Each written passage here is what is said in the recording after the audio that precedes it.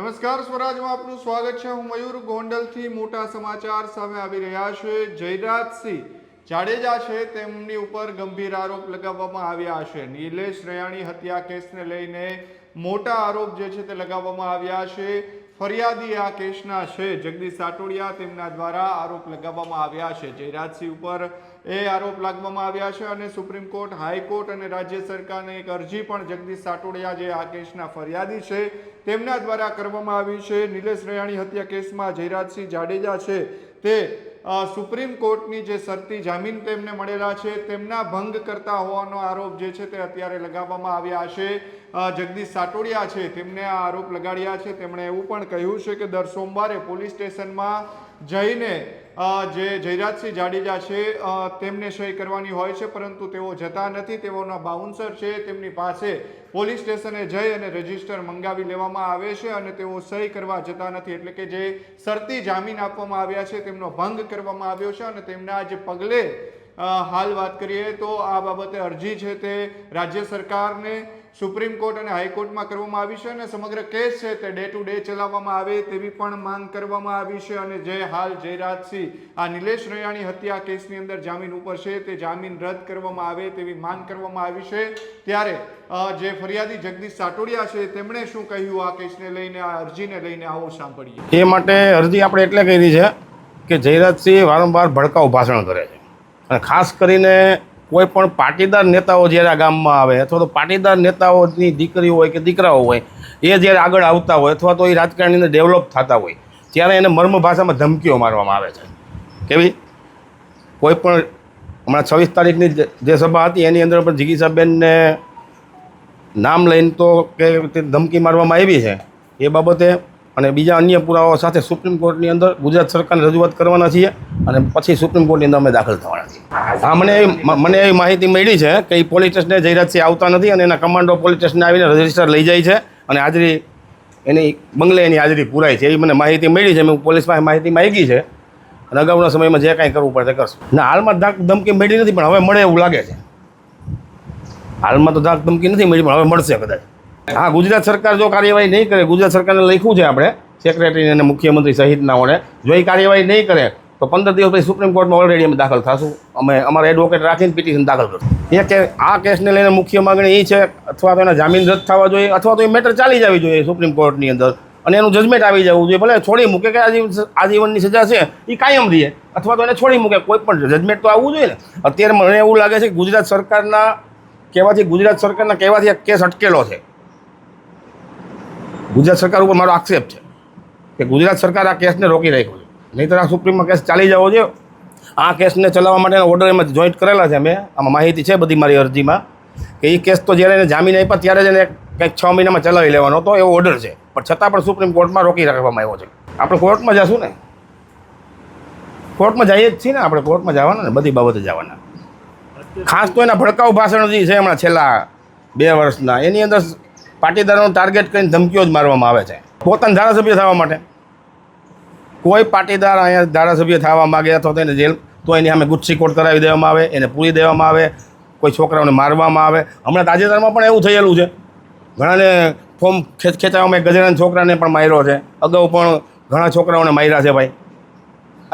આ સાયલન્ટ ગુંડાગીરી હાલે, કેવી સાયલન્ટ, કોઈને ખબર ન પડે એવી ગુંડાગીરી હાલતી નથી એવું નથી। ગોંડલમાં 100% ગુંડાગીરી છે, મિર્ઝાપુર જ છે, ગોંડલ મિર્ઝાપુર જ છે। હા, પણ આ પ્રેશરથી જ ફોર્મ ખેંચવામાં આવ્યા છે। કેસ હાલમાં સુપ્રીમ કોર્ટમાં પેન્ડિંગ છે, જયરાજસિંહ જામીન ઉપર છે, નહીં રેગ્યુલર જામીન મળેલ છે। નહીં, મેં કીધું ને કે કેસ એટલે નથી ચાલતો કે એની અંદર સરકારની કાંઈક ફસમપોસી છે।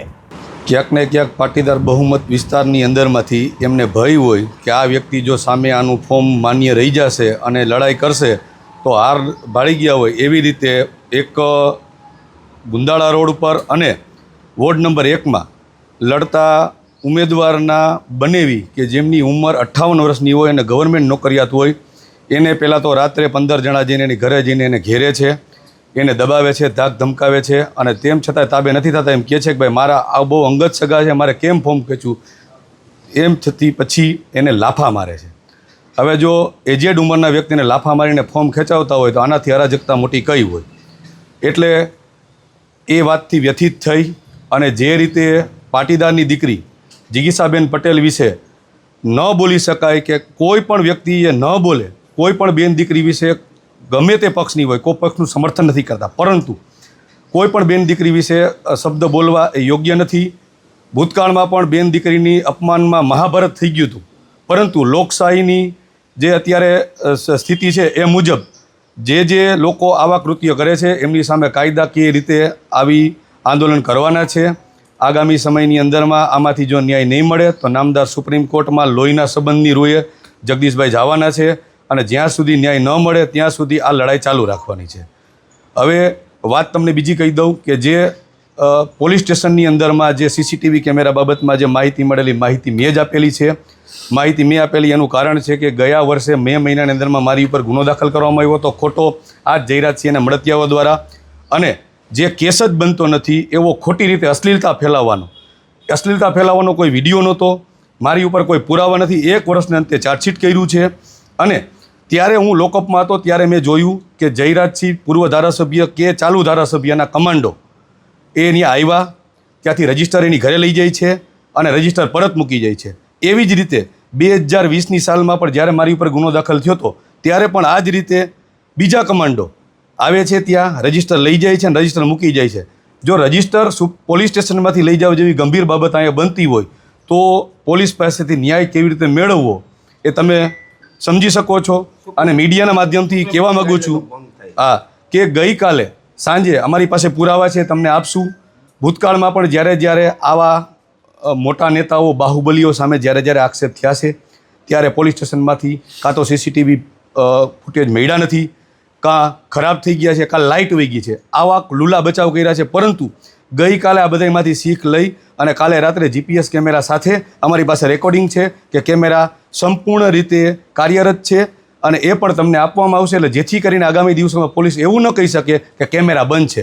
અને દર સોમવારે જે આ કેસના 3 આરોપીઓ છે એમાંના 2 આરોપીઓ રેગ્યુલર હાજરી પુરાવે છે, અને એક જ બાહુબલી દાદાગીરીવાળા વ્યક્તિના માટે રજિસ્ટર ગુજરાતમાં પણ નહીં, ભારતમાં પણ કેવું નહીં બનતું, રજિસ્ટર એની ઘરે જાય છે, અને પોલીસ મૂક પ્રેક્ષક બની અને એને જોઈ રહી છે. અને અમારા જેવા નાના માણસ ઉપર જો કોઈ પણ રીતે આની સામે થાય, આંદોલન કરે કે આની સામે બોલે તો અમને ખોટા કેસમાં ફિટ કરી દે.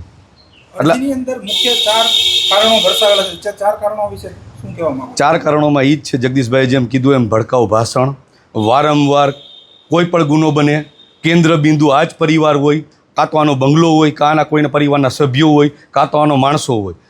અને બીજી મહત્ત્વની વાત એ છે કે સુપ્રીમ કોર્ટની ગાઈડલાઇનમાં જે હાજરી પુરાવા ઉપરાંત એક ક્લિયર એક શરત મૂકેલી છે કે આ આરોપીએ ગોંડલ શહેર છોડતા પહેલાં કન્સર્ન એટલે કે નજીકના પોલીસ સ્ટેશનમાં એને પોતાનો યાત્રા પ્રવાસ ક્યાં જવું છે, કેટલી વાર જવું છે અને ક્યારે પરત આવવું છે એની તમામ માહિતી આપવાની છે.